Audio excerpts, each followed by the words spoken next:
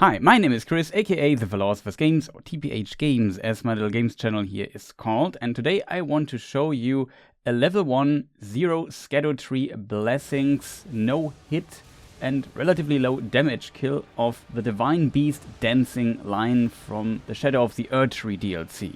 I use backhand blades with fire for the boss fight and also only R1 attacks. I also don't stagger the enemy in the whole fight. As you can imagine, this is pretty hard to do, and I would say Divine Beast becomes one of the hardest bosses to defeat under this rule set. The second phase, where it starts to use elements, especially lightning, is just so tough. Also, the camera is terrible, and each element has attacks where hitboxes and dodge timings are scary. But let's start. There are two important hints for this fight I want to give you right here at the beginning. First of all, as you have noticed and as I have said, the camera is completely trash in this fight. So you want to avoid staying close to a wall or being in a corner at all costs. That should be one of your highest priorities.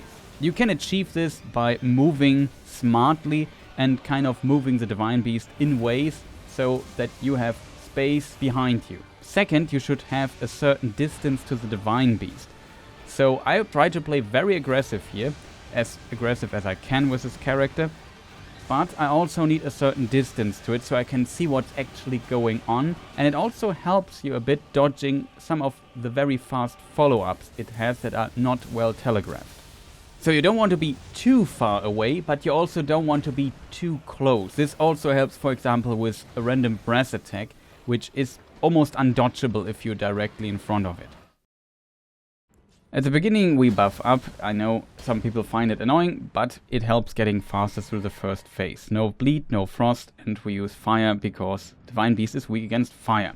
So the brass attack I mentioned before, it's easy, long range, close range, it can be really dangerous. And here we have an attack called Whirling Dance. That is a good attack and I punish it very greedily here, rolling like 2 attacks, rolling through the brass, 3 attacks.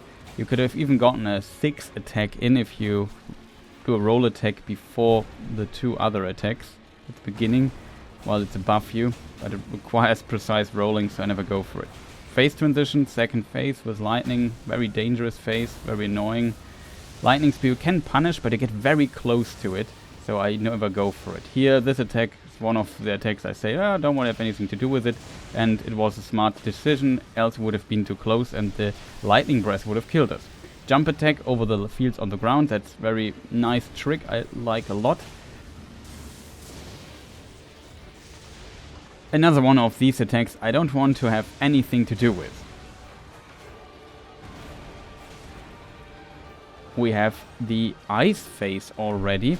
It starts with a stomp. You can jump over the ice field on the ground and do a jump attack. And if you stay far enough away, you only have to roll the ice field. If you get very close, you have to actually roll the leg and the ice field. It's a very precise timing. I never go for that. And another one, easy punish here. And here you can move around it and get to its back. Often you can get a punish there, but it went away unfortunately. This you can also punish, but there's a version of it. We see it here, right? And there does a gigantic ice AoE field. If you want to play no hit, then you have to avoid this. And if you see this attack, just take your distance there. Stay away. Wind phase, usually pretty decent. Here the backflip is also punishable. The ice phase, it's also punishable, the backflip, but it's really, really dangerous. Tornado, you can just run. You don't need to actually roll at the end, but I always go for it for safety reasons. And far away to hit there. This attack, dash forward, is in every phase pretty much punishable. Just one hit, if you do it right, from the dodge thing here. And here you have another lightning phase, which is scary. I was not a fan of that. Another whirling dance here. I like it in the lightning phase, one of the best attacks in it, I think. Get hits in, jump over the brass. One of my favorite dodges this way as well. Don't go for the really risky dodge with a roll there and 5 hits though. And here we have not another lightning phase, but a special attack which can catch you off guard. It's called Divine Beast's Wrath, I think. Goes through all the different element phases here. and ends always with ice. You can jump the ice field at the end. The lightning spear at the beginning is really weirdly timed and will potentially often hit you. Like, it's really tough to dodge. The wind part of it has a weird hitbox, like it never hits you. It's really small, so don't worry too much about it. And then here, another lightning phase here at the end. Not a fan of that. Here I was a bit confused, so I jump away from it. And then another whirling dance here. You can get stuck with it. I had to roll there the lightning field. Almost got hit there, was really close. A bit lucky there, to be honest. And you can get stuck there in the way I dodge it. I usually dodge into the whirling dance instead of maybe away, which is potentially safer, but can get less punish out of it. And this was Divine Beast, level 1, no Scadu Tree Blessings, no Frost, no Bleed, no damage taken, no hit. It was definitely challenging to do this. This was not my first try, I can promise you that. That took me some hours to grind, but it's difficult. It's a tough fight, even though I kind of like it, but I also hate it in a way. In my opinion, in this setup, it's one of the most difficult. So I hope this was helpful to anyone, my commentary, my fighting here. If you have some other strats or ideas how to dodge stuff there, let me know in the comments. Would be much appreciated. If you have questions, feel free to ask. Here are also some short editions I recorded afterwards. First of all, the stomp. You can jump it into a jump attack, and you can also roll both the leg and the AoE field on the ground, the ice field, but it's a really precise dodge and I often fail it, so I never go for it. It's more of an emergency thing. Then we have the backflip in the ice phase. It is potentially, if you want to play no hit, one of the most inconsistent attacks to dodge in my opinion, because this gigantic AoE field, as you can see here, is just really big, and the only way you can escape it is you go basically right next to the Divine Beast. Dodging left into the attack is usually what I had best experience, maybe trying to move a bit away from the field that will be right at your back, and I think it works best on light roll or medium roll. I had not much success dodging it. It can happen, but it's really precise. Luckily, it's a very rare attack. Then we have the whirling dance. There are multiple ways of dodging it. I have one that is very risky, but also gives you a huge window for punishment. And that is, you dodge into the dash relatively late, and you have to do it with a distance and with a timing that you kind of get blocked by it, so you don't roll under it. You have to stay in front of the Divine Beast. And then you land, if you do it right, in a position where you won't get hit by all the AoE nonsense around it. And then you can hit it, roll the breath or jump the breath, and hit it again. So, as we have seen in phase 1 at the beginning of the try. However, it's risky because sometimes you get under it and then you definitely get hit. But if you roll too early, you also will get hit.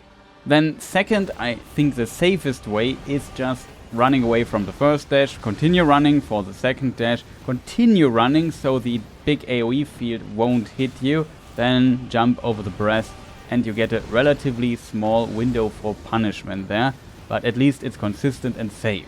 Alternatively, you can also roll back the first dash, roll back the second dash, and then continue roll spamming so you won't get hit by the AoE and then jump over the breath, you know the drill. Last, I found yet another way, and you can dodge the first dash to the right, which is relatively consistent, and then dodge into the Divine Beast with a little bit to the left, maybe.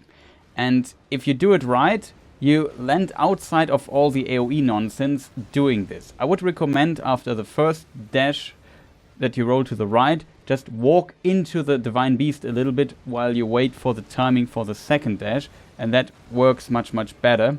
And then you are behind it, behind all the AoE fields, and then you can hit it, jump over the breath, hit it a little bit more. Also worked relatively well, but needed a bit of getting used to be honest. Also in the wind phase, if you dash into the whirling dance, especially the second dash, is really precise. So maybe also use one of the safest strats here in the wind phase for dodging this as well. There's also no breath attack after it. Hopefully my commentary and my little guide here at the end was helpful for you. I wish you good luck and much success on your playthrough or on your challenge run if you struggle with Divine Beast. much success with that. And I know the pain, I had to practice this boss a lot. Thank you for watching. If you're still listening and like this video, feel free to press the like button, write a comment as said, and maybe subscribe for more content. If you're interested in Cyberpunk and Cyberpunk references, maybe check out one of my last videos.